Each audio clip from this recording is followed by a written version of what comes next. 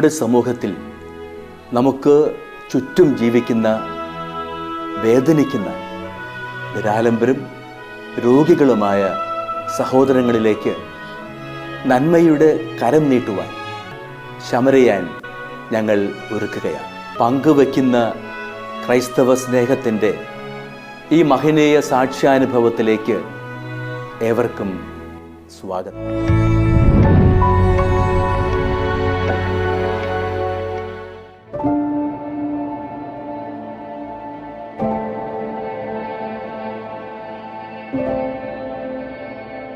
ഇത് എറണാകുളം ജില്ലയിൽ ആലുവ താലൂക്കിൽ കറുകുറ്റി പഞ്ചായത്തിൽ വാർഡ് 19 പീച്ചാനിക്കാട് മാവേലിയിൽ പൗലോസ് മകൻ വർഗീസ്. ഇദ്ദേഹം ഒരു വൃക്ക രോഗിയാണ്. 4 വർഷമായി രോഗം തുടങ്ങിയിട്ട്. 2 വർഷമായി ആഴ്ചയിൽ 3 ഡയാലിസിസ് വീതം ചെയ്താണ് ജീവിതം മുന്നോട്ടു പോകുന്നത്.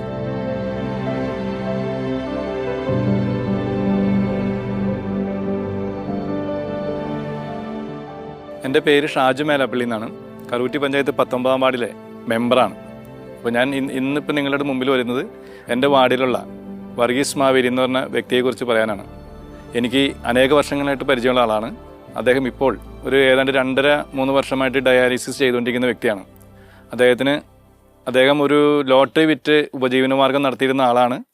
ഇപ്പോൾ ഭാര്യയും അയാളുമാണ് ഉള്ളത്. ഇദ്ദേഹത്തിൻ്റെ ഭാര്യ ടെസി വർഗീസ് തൊഴിലുറപ്പ് പദ്ധതിയിൽ ജോലിക്കാരിയാണ്.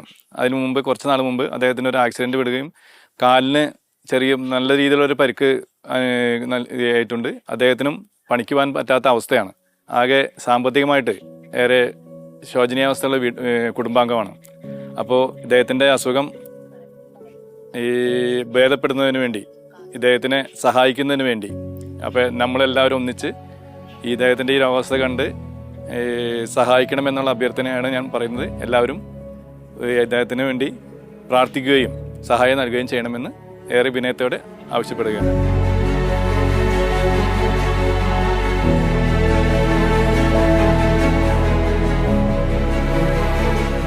ഇപ്പോൾ ഇദ്ദേഹത്തിന് 62 വയസ്സുണ്ട്. ഭാര്യയും 2 പെൺമക്കളും അടങ്ങുന്നതാണ് ഇദ്ദേഹത്തിൻ്റെ കുടുംബം. ഇദ്ദേഹം ഒരു ഓട്ടോറിക്ഷ തൊഴിലാളിയായിരുന്നു. 48 വയസ്സായപ്പോൾ ഷുഗറിൻ്റെ അസുഖം തുടങ്ങി. തുടർന്ന് കണ്ണിൻ്റെ കാഴ്ചയ്ക്ക് മങ്ങൽ വന്നു. അധികം താമസിയാതെ തന്നെ ഒരു സ്ട്രോക്കും വന്നു. അതോടുകൂടി തൊഴിലെടുക്കാൻ പറ്റാത്ത അവസ്ഥയിലായി. പിന്നീട് ഒരു കടയുടെ സൈഡിൽ ഒരു തട്ടിട്ട് ലോട്ടറി കച്ചവടം തുടങ്ങി. ഇപ്പോൾ അതിനും പറ്റാത്ത അവസ്ഥയിലാണ്.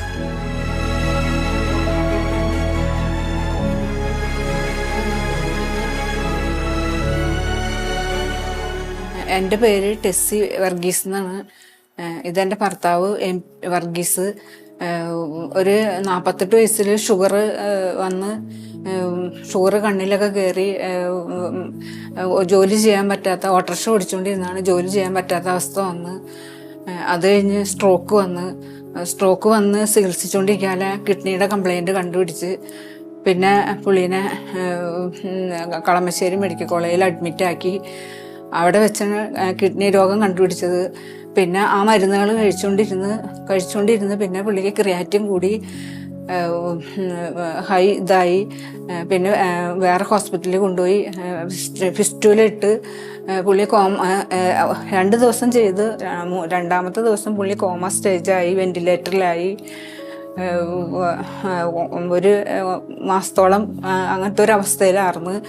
പിന്നെ മറ്റെല്ലാവരുടെ സഹകരണം കൊണ്ട് ഞങ്ങൾ ആശുപത്രികളിൽ നിന്നൊക്കെ ഇങ്ങനെ രക്ഷപ്പെട്ടു പോന്നുകൊണ്ടിരുന്നു. അത് കഴിഞ്ഞ് പിന്നെ ഞങ്ങൾ LF ഹോസ്പിറ്റലിലേക്ക് ഡയാലിസിസ് മാറ്റി. അവിടെയും കിടന്ന് ഒരു 10 ദിവസത്തോളം ICUവിൽ കിടന്ന് ഓട്ടോറിക്ഷക്കാരും നാട്ടുകാരും പാർട്ടിക്കാരും എല്ലാവരും ഞങ്ങൾക്ക്, ബന്ധുക്കളും എല്ലാവരും ഞങ്ങളെ സഹായിച്ചാണ് ഞങ്ങൾ അവിടുന്ന് ഇങ്ങനെ ICUന്ന് ഞങ്ങളെ പുറത്തേക്ക് എടുത്തത്. പിന്നെ ഇപ്പം ഞാൻ ചികിത്സിക്കാൻ വേണ്ടി എല്ലായിടത്തും ഇങ്ങനെ നടക്കുകയാണ്, ഓരോ പള്ളികളിലൊക്കെ. അങ്ങനെ പോണ വഴി എൻ്റെ കാലുമ കാർ ആക്സിഡൻറ്റ് പറ്റി 1 കൊല്ലത്തോളം ഞാൻ വീട്ടിലിരിക്കാറുണ്ട്. ആ സമയത്തൊക്കെ ഈ പുള്ളീനെ 4 പ്രാവശ്യം LFൽ അഡ്മിറ്റാക്കി. എൻ്റെ കാലിൽ 2 പ്രാവശ്യം സർജറി ചെയ്ത്. ഒരു പ്രാവശ്യം ആക്സിഡൻറ്റ് പറ്റിയ സർജറി ചെയ്ത്, രണ്ടാമത് കമ്പി ലൂസായി പഴുപ്പ് കയറി അങ്ങനെ സർജറി ചെയ്ത്, പിന്നെ ബ്ലഡ് കോട്ടായി. അങ്ങനെ 3 പ്രാവശ്യം ഈ 2025 3 പ്രാവശ്യം ഞാൻ അഡ്മിറ്റായിരുന്നു. 4 പ്രാവശ്യം പുള്ളീനെ അഡ്മിറ്റാക്കി. പിന്നെ ഇപ്പം ചികിത്സയ്ക്ക് വേണ്ടി ഓരോ സ്ഥലങ്ങളിൽ അപേക്ഷ വയ്ക്കും. അച്ഛന്മാരുടെ അടുത്തുനിന്ന് പോവും. അങ്ങനെ ഓരോ കടകളിലൊക്കെ കയറി ചോദിക്കും. അങ്ങനെ ഒരു ദിവസം ഇങ്ങനെ ഞങ്ങളിങ്ങനെ മുന്നോട്ട് പോണത്.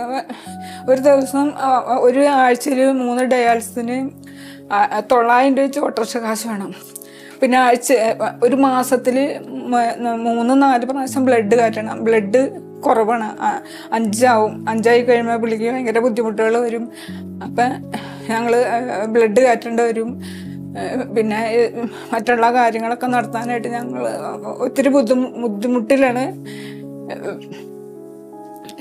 ഞാനിപ്പോൾ ഓരോ സ്ഥലത്ത് പോവാണ്, ഓരോ പള്ളികളിൽ എവിടെയെല്ലാം പോകണമെന്നറിയാമോ, ചികിത്സിക്കാൻ വേണ്ടി.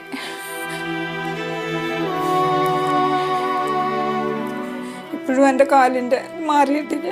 ഇപ്പോൾ ഒരു ഓട്ട പോലെ വന്നേക്കാണ്. വേരിക്കോസ് ഉണ്ടെന്നാണ് പറയണത്. അതിനി പൊറുക്കൂല എന്നാണ് ഡോക്ടർമാർ പറയണത്. മക്കൾക്കാണെങ്കിൽ ഒരു ജോലിയൊന്നുമില്ല. ഞങ്ങളെ സഹായിക്കാനായിട്ടുള്ളൊരു സാമ്പത്തിക ശേഷി അവർക്കില്ല. പിന്നെ എന്തോരം നാൾ ചെയ്യും. ഒരുപാട് കാശുകളായി ചികിത്സിച്ച് ഒരുപാട് പൈസകൾ ഈ എൻ്റെ ഹസ്ബൻഡിന് വന്നിട്ടുണ്ട്. ഇപ്പോഴും ഒരു ദിവസം പോകണം 2000, 1500, 1000 ഒക്കെ കൈ പിടിച്ചുകൊണ്ട് പോകണം. ഇതിനെ കൊണ്ട് പോകുമ്പോൾ ഇതിനെ ഡയാലിസിന് കയറ്റിക്കൊണ്ടാണ് ഞാൻ ഓരോ സ്ഥലങ്ങളിൽ പള്ളികളിലൊക്കെ അപേക്ഷ വയ്ക്കാൻ പോണത്. നല്ലവരായ ഗുഡ്നസ് TV പ്രേക്ഷകരും നാട്ടുകാരും എൻ്റെ ജീവിത പങ്കാളിക്ക് ഡയാലിസിസ് ചെയ്യുന്നതിനും എനിക്ക് മരുന്നിനും ആവശ്യമായ സാമ്പത്തിക സഹായം, ഞങ്ങൾക്ക് ജീവിക്കാൻ വേണ്ടി എന്തെങ്കിലും ഒരു അന്നുള്ള ആഹാരത്തിനുള്ള വഴിയും ഞങ്ങൾക്ക് മരുന്നുകൾക്കുള്ള വഴിയൊക്കെ ഞങ്ങൾക്ക് തന്ന് ഞങ്ങളെ സഹായിക്കണമെന്ന് ഞാൻ അപേക്ഷിക്കുന്നു.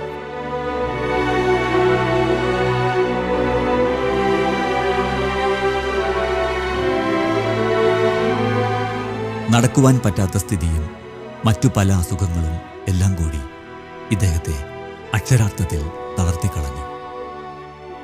ഇദ്ദേഹത്തിൻ്റെ ഭാര്യ ടെസി മുൻപ് തൊഴിലുറപ്പിന് പോകുമായിരുന്നു.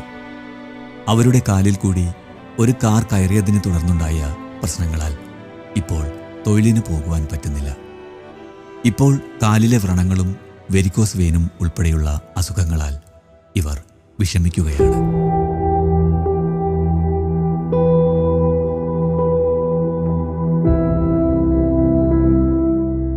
എൻ്റെ പേര് റോയ്. ഞാൻ ഈ വർഗീസ് എന്ന് പറഞ്ഞ അദ്ദേഹത്തിൻ്റെ വീടിൻ്റെ അയൽവാസിയാണ്. വളരെ സാമ്പത്തികമായിട്ടും ശാരീരികമായിട്ടും മാനസികമായിട്ടും ബുദ്ധിമുട്ടുന്ന ഒരു കുടുംബമാണിത്.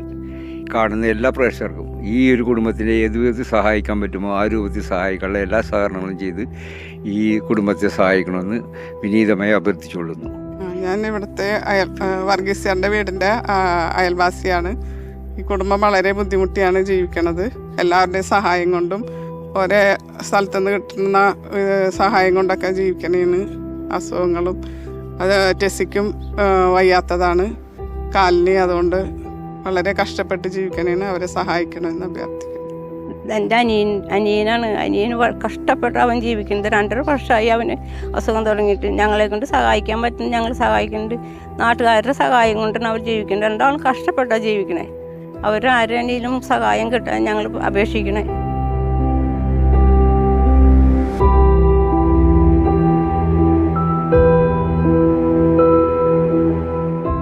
ഡയാലിസിസിനും മരുന്നിനുമായി മാത്രം 40,000 രൂപയോളം ചിലവ് വരുന്നുണ്ട്.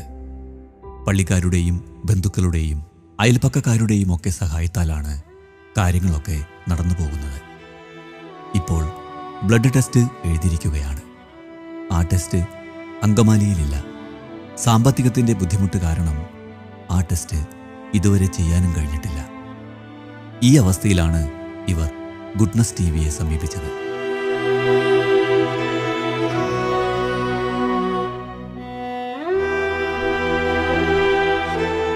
ഒരു 48 വയസ്സൊക്കെ ആയപ്പോഴത്തേക്ക് എനിക്ക് ഷുഗർ തുടങ്ങി. അതിനൊക്കെ മരുന്നിങ്ങനെ കഴിച്ചുകൊണ്ടിരുന്നു. ഇത് കഴിഞ്ഞിട്ട് ഈ ഷുഗർ ഇങ്ങനെ കയറി പോയി കഴിഞ്ഞപ്പോൾ കണ്ണിൽ ഷുഗർ കയറി. കണ്ണിൻ്റെ കാഴ്ച കുറഞ്ഞു. അപ്പം ഞാൻ ഓട്ടോറിക്ഷ വിറ്റു, ലോട്ടറി ടിക്കറ്റൊക്കെ വിറ്റുകൊണ്ടിരുന്നു. അതൊക്കെ നിർത്തി. കണ്ണിന് കാഴ്ച കുറവായി. ഇത് കഴിഞ്ഞ് ഒരു ദിവസം അച്ഛൻ വീട് വെഞ്ചരിക്കാൻ വന്നു കഴിഞ്ഞപ്പോൾ അച്ഛൻ പറഞ്ഞു, നിങ്ങൾ രാജഗിരിക്ക് പോയിക്കോ, ഞങ്ങൾ അങ്ങോട്ട് വിളിച്ച് പറയാമെന്ന് പറഞ്ഞ അച്ഛൻ. എന്നിട്ട് വികാരി അച്ഛൻ. എന്നിട്ട് അവിടെ ചെന്ന് 2 പ്രാവശ്യം ചികിത്സിച്ച കാശ് അച്ഛൻ കൊടുത്തു പേഴ്സണലായിട്ട്. ഇത് കഴിഞ്ഞപ്പോൾ അച്ഛൻ പറഞ്ഞു, ഇനിയും മക്കൾ വേറെ എന്തെങ്കിലും ചെയ്യുന്നു പറഞ്ഞു. അത് കഴിഞ്ഞപ്പോൾ അപ്പം അവിടെ ചികിത്സിച്ചുകൊണ്ടിരുന്ന ഡോക്ടർ പറഞ്ഞു, ഫിസ്റ്റുല ഇടാറായിട്ടുണ്ട്, ഡയാലിസിസ് ചെയ്യാറായിട്ടുണ്ട്, ഫിസ്റ്റുല ഇട്ടോളാൻ പറഞ്ഞു. അപ്പോൾ അവിടുന്ന് ഫിസ്റ്റുല ഇട്ട് അപ്പം 45 ദിവസം കഴിയണം ഈ ഫിസ്റ്റുലേമ്മ കുത്തണമെന്നുണ്ടെങ്കിൽ. 9ാമത്തെ ദിവസം ശ്വാസം പൊട്ടി ഛർദിയായിട്ട് ഞാൻ ഈ ഗവൺമെൻറ് ആസ്പത്രിയിൽ ചെന്നു. രാത്രി അവിടെ ചെന്ന് കഴിഞ്ഞപ്പോൾ അവർ പറഞ്ഞു, ഇവിടെ ഒന്നും ചെയ്യാനില്ല, കണ്ട ഡോക്ടറെ തന്നെ കണ്ടോളാൻ പറഞ്ഞു. അങ്ങനെ ഞങ്ങൾ കാലത്ത് വണ്ടി വിളിച്ച് അങ്ങോട്ട് പോയി. അവിടെ ചെന്ന് കഴിഞ്ഞപ്പോൾ തന്നെ ഇവിടെ തുളച്ച് ഒരു ഡയാലിസിസ് ചെയ്തു. 2ാമത്തെ ഡയാലിസിൽ ഞാൻ കോമയിലായി പോയി. പിന്നെ എനിക്കൊന്നും ഓർമ്മയില്ല. ഇത് കഴിഞ്ഞിട്ട് പിറ്റേ ദിവസം നേരമായപ്പോഴത്തേക്കും ഭയങ്കര പൈസ ചാർജ് ചെയ്തവർ. പിന്നെ അപ്പോഴത്തേക്കും നാട്ടുകാരും ബന്ധുക്കളും എല്ലാവരും കൂടി പിരിച്ച് അവിടെ കൊടുത്ത് അവിടുന്ന് കൊണ്ടുവന്ന് കോട്ടയത്തേക്ക് കൊണ്ടുപോകാന്നുള്ള പരിപാടിക്കാണ് കൊണ്ടുവന്നതെന്ന് പറയണവർ. അവിടെ വിളിച്ചു ചോദിച്ചു കഴിഞ്ഞപ്പോൾ വെന്റിലേറ്റർ ഇല്ല. എന്നിട്ട് നേരെ ഇവിടെ LP കൊണ്ടു കയറ്റി 10 ദിവസം അങ്ങനെ തന്നെ കിടന്നു. പിന്നെ മരിച്ചു എന്നൊക്കെ പറഞ്ഞതാണ്, കിട്ടൂല എന്ന് പറഞ്ഞു. അങ്ങനെ 10ാമത്തെ ദിവസം കണ്ണു തുറന്നു. ഇപ്പം ആഴ്ചയിൽ 3 ഡയാലിസിസ് ഉണ്ട്. 3 ഡയാലിസിനും പോകണം. പിന്നെ ബ്ലഡ് കുറയാണ്, ബ്ലഡ് മലത്തി കൂടെ പോവാണ് എനിക്ക്. അപ്പോൾ 2-3 പ്രാവശ്യം എൻഡോസ്കോപ്പിയും കൊളോണോസ്കോപ്പിയൊക്കെ ചെയ്ത് കഴിഞ്ഞപ്പോൾ അപ്പോൾ LPയിലുള്ള ഡോക്ടർമാർ പറയണ ഈ ചെറുകുടലിൻ്റെ ഭാഗം ഇവിടെ കിട്ടൂലാതെ എറണാകുളത്ത് പോയി ചെയ്യണമെന്ന് പറഞ്ഞു. അപ്പോൾ അതിനും ഭയങ്കര പൈസ ചിലവുണ്ട്. അത് കാരണം പിന്നെ പോയില്ല. അപ്പോൾ ഇപ്പോൾ ബ്ലഡ് കുറയും. മാസത്തിൽ 2-3 പ്രാവശ്യം ബ്ലഡ് കയറ്റും. ബ്ലഡ് കുറയുമ്പോൾ ബ്ലഡ് കയറ്റും. ഇപ്പം അങ്ങോട്ട് പോകാനുള്ള പൈസ ഇല്ലാത്ത കാരണം പോവില്ല. അങ്ങനെ അപ്പോൾ പിന്നെ ഒരു ദിവസം 300 രൂപ ഓട്ടോറിക്ഷ കാശ് വേണം. പിന്നെ ഇതിനിടയ്ക്ക് ഈ ആസ്പത്രിയിൽ നിന്ന് വന്നു കഴിഞ്ഞപ്പോൾ ഉറക്കമില്ലാണ്ടായിട്ട് അപ്പം ഞാൻ ഈ രാത്രി ഇങ്ങനെ ഉറക്കക്ഷീണമുള്ള കാരണം എനിക്ക് ഈ ഹാളിൽ കൂടെ നടന്ന് 1 പ്രാവശ്യം വീണ് ഇവിടുത്തെ എല്ല് പൊട്ടി കഴിഞ്ഞപ്പോൾ തീരെ നടക്കാൻ പാടില്ലാണ്ടായി. അങ്ങനെ കുറച്ച് ദിവസം ഇവിടെ ഉണ്ടായിരുന്നില്ല. ഈ വഴി ഇങ്ങനെ ഉണ്ടായിരുന്നു, കുണ്ടും കുഴിയൊക്കെ ആയിരുന്നു.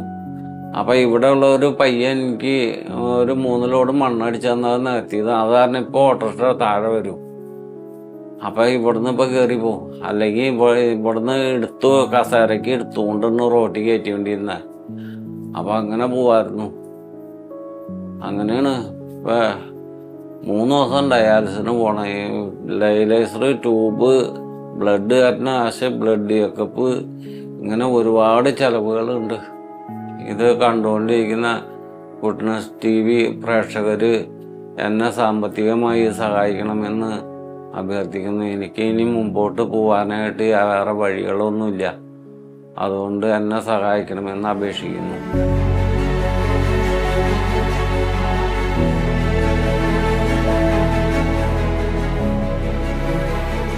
ഗുഡ്നസ് TVയുടെ നല്ലവരായ പ്രേക്ഷകരിൽ നിന്ന് ഇവർക്ക് ആവശ്യമായ സഹായം ലഭിക്കുമെന്ന പ്രതീക്ഷയിലാണ് ഇവരിപ്പോൾ.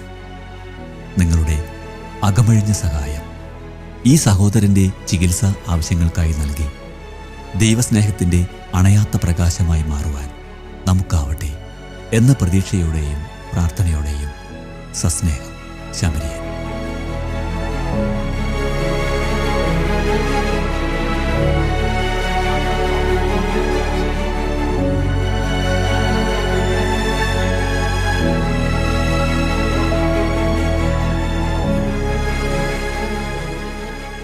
വിശദവിവരങ്ങൾക്ക് ശമരിയൻ divine charitable trust, father Lindo Puthuparambil VC, care of divine vision, divine media complex, Muringoor PO, Chalakudy, Thrissur, Kerala.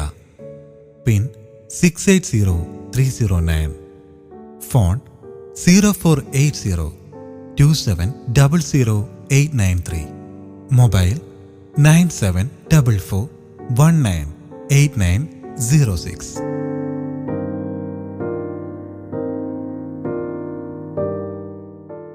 പ്രിയ സഹോദരി സഹോദരന്മാരെ, ഗുഡ്നസ് TVയിലെ സമറിയൻ എന്ന പ്രോഗ്രാമിലൂടെ ഞങ്ങൾ നിങ്ങളെ പരിചയപ്പെടുത്തിയ ബിനു എന്ന സഹോദരനു വേണ്ടി സമാഹരിച്ച ചികിത്സാ സഹായ നിധി കൈമാറുന്നതിനാണ് ഞാനിപ്പോൾ നിങ്ങളുടെ മുൻപിൽ നിൽക്കുന്നത്. എൻ്റെ വലതുവശത്ത് നിൽക്കുന്നത് ബിനുവും അതുപോലെ തന്നെ ബിനുവിൻ്റെ മകൻ മിഥുനുമാണ്.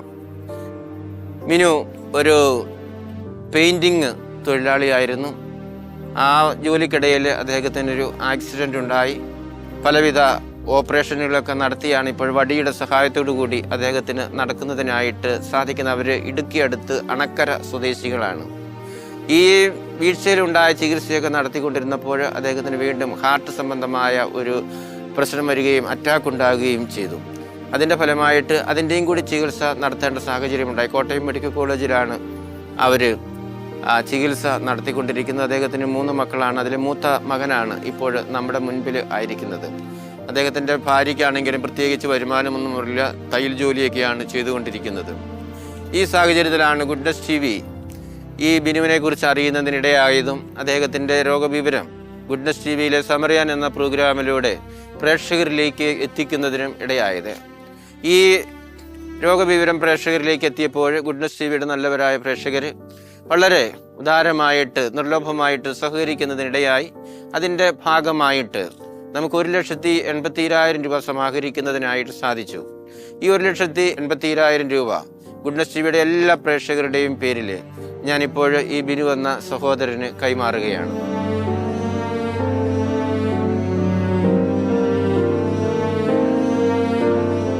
പ്രിയപ്പെട്ടവരെ, ഗുഡ്നസ് TVയുടെ പേരിൽ ഞാൻ നിങ്ങൾക്കെല്ലാവർക്കും ഹൃദയപൂർവ്വം നന്ദി പറയുകയാണ്. ഈ ബിനുവിൻ്റെ രോഗവിവരത്തെക്കുറിച്ച് ഗുഡ്നസ് TVയിലൂടെ ഞങ്ങൾ അറിയിച്ചപ്പോൾ ഗുഡ്നസ് TVയുടെ നല്ലവരായ പ്രേക്ഷകർ വളരെ ഉദാരമായിട്ട് സഹകരിക്കുന്നതിനായിട്ട് മുന്നോട്ട് വന്നു. അതുകൊണ്ടാണ് നമുക്ക് 1,80,000 രൂപ സമാഹരിക്കുന്നതിനും ഇപ്പോൾ കൊടുക്കുന്നതിനും സാധിച്ചത്. നിങ്ങളെല്ലാവരും അതിസമ്പന്നരോ അല്ലെങ്കിൽ ഇഷ്ടംപോലെ പണം മിച്ചം വെക്കുന്ന ആളുകളോ അല്ല എന്ന് എനിക്ക് നല്ല ഉറപ്പുണ്ട്. നിങ്ങൾ ഇതിനെ സഹായിച്ചത് പലപ്പോഴും നിങ്ങളുടെ ആവശ്യങ്ങളും അത്യാവശ്യങ്ങളുമൊക്കെ വേണ്ടെന്ന് വെച്ചിട്ടാണ്.